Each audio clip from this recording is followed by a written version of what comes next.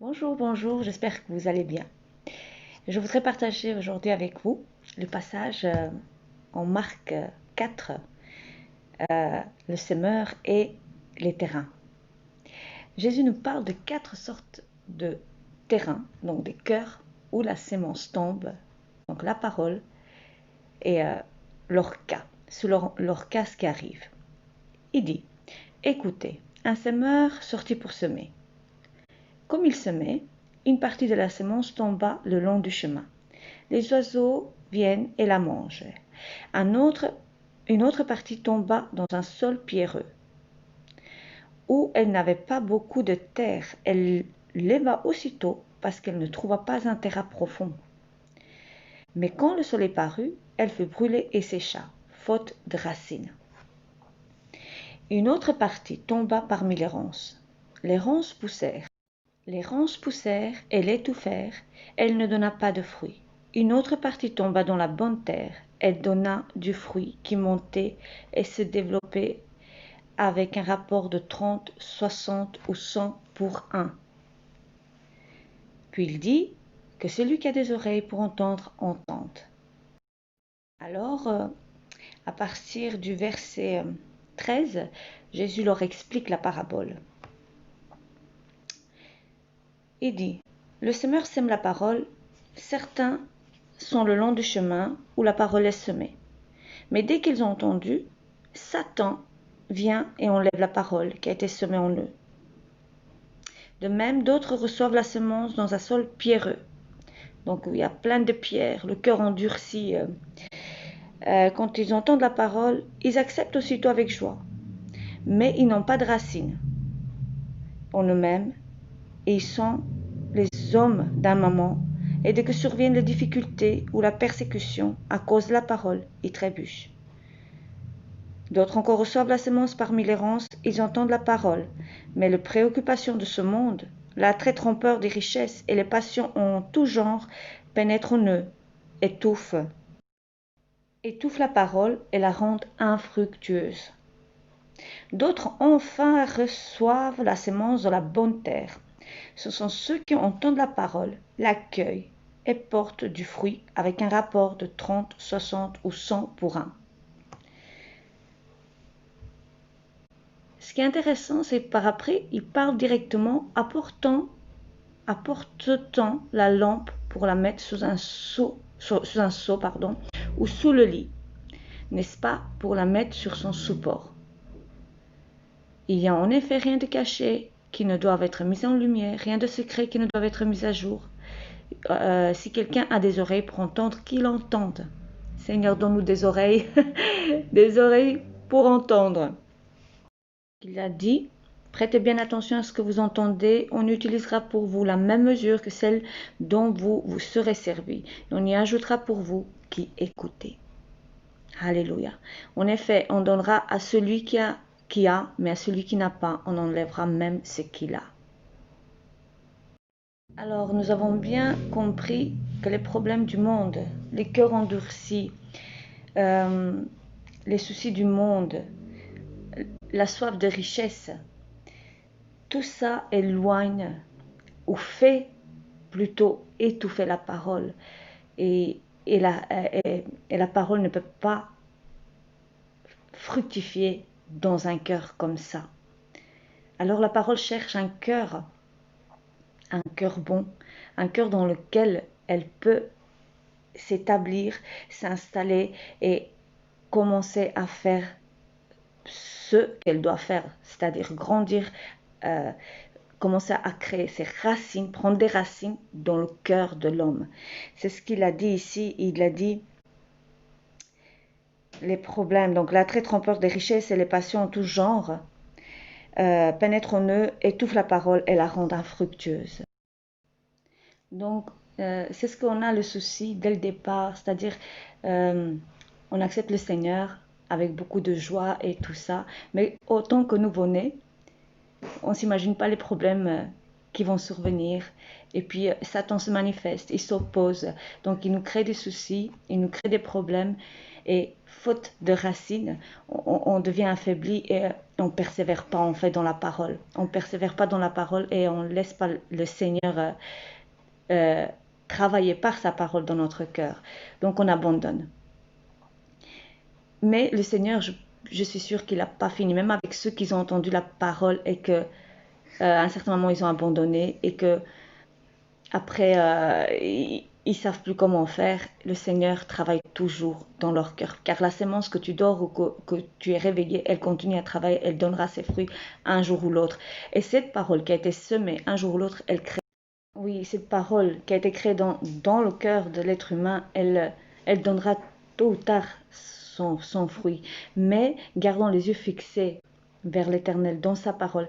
Parce que en fait, quand on lit plus loin aussi, il y a dans les versets 30, dans le même chapitre, le royaume est dit, il est comme une graine de moutarde. Lorsqu'on la sème en terre, c'est la plus petite de toutes les semences qui sont sur la terre. Mais lorsqu'elle a été semée, elle monte, devient plus grande que tous les légumes et développe les grandes branches, de sorte que les oiseaux du ciel peuvent habiter sous son ombre. Alléluia. Alléluia. Alors aujourd'hui, je vais encourager ceux qui se sont éloignés de Dieu. Ceux qui se trouvent dans ces cas, qu'ils ont eu des problèmes, qu'ils ont voulu goûter au monde, qu'ils ont voulu profiter de leur vie et que finalement, eh bien, ils sentent qu'ils sont pas heureux, ils sentent que quelque chose leur manque, que peut-être ce lien avec le Seigneur les appelle constamment, constamment quelque chose leur travaille dans le cœur et que le Seigneur essaie de les attirer. Je vous invite à nouveau à accueillir la parole, de vraiment disposer votre cœur autant que bonne terre, une bonne terre.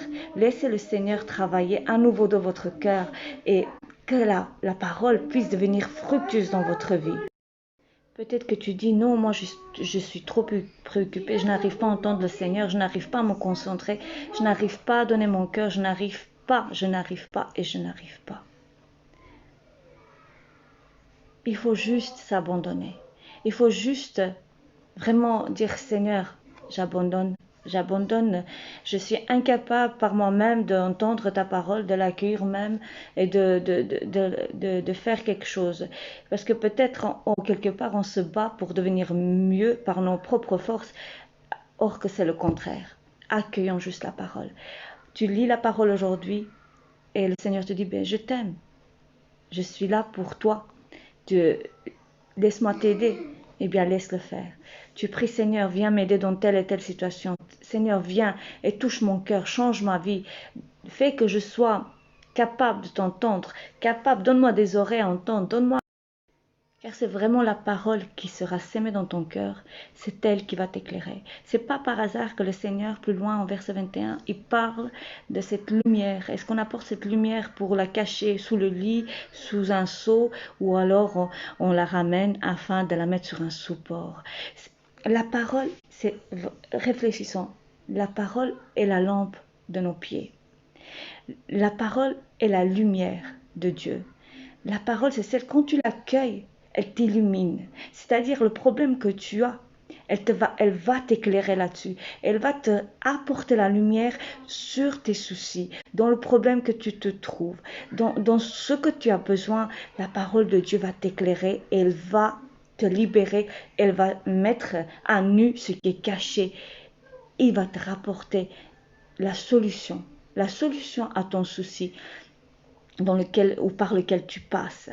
Oui, alléluia, je remercie le Seigneur qui éclaire, qui nous éclaire par sa parole, parce que il a dit, c'est à vous qui a été donné pour connaître le mystère du royaume de Dieu. Alléluia, moi je suis honorée, vraiment honorée, parce que c'est comme si c'était un